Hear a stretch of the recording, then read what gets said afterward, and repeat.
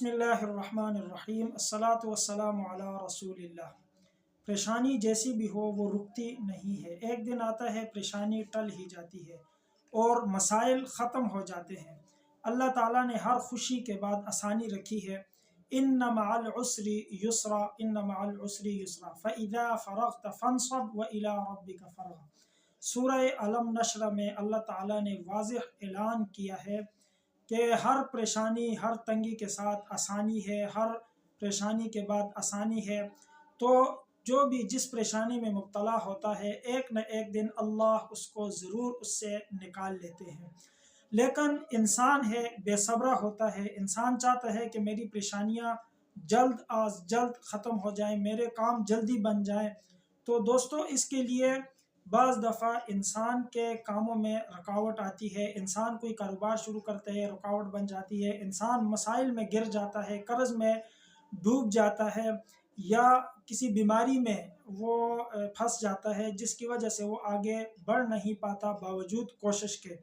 تو انسان کو چاہیے کہ اللہ تعالیٰ سے ہر وقت مدد مانگتے رہنا چاہیے۔ اور اسی طرح اللہ تعالیٰ کا جو کلام ہے، جو اللہ تعالیٰ نے نازل کیا حضرت محمد صلی اللہ علیہ وسلم پر، اس کلام یعنی قرآن مجید سے رہنمائی لینی چاہیے۔ اور اس قرآن مجید میں اللہ تعالیٰ نے تمام مسائل کا حل رکھ دیا ہے۔ آگے بڑھنے سے پہلے اگر چینل سبسکرائب نہیں کیا تو سبسکرائب کریں، لائک شیئر کمنٹ ضرور کیا کریں، شکریہ۔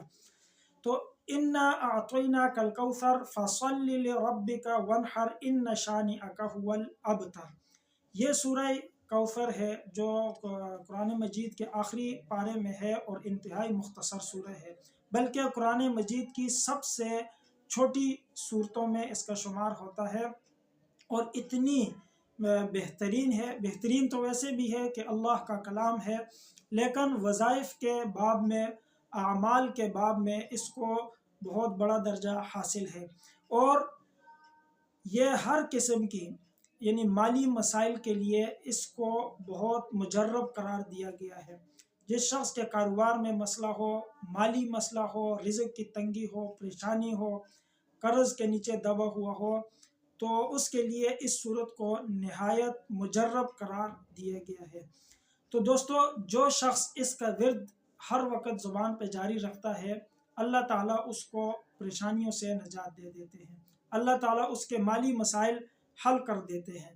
لیکن اس کا ایک خاص عمل ہے جو جمعرات اور جمعے کے دن اس کا اثر ڈبل ٹرپل ہو جاتا ہے، بڑھ جاتا ہے۔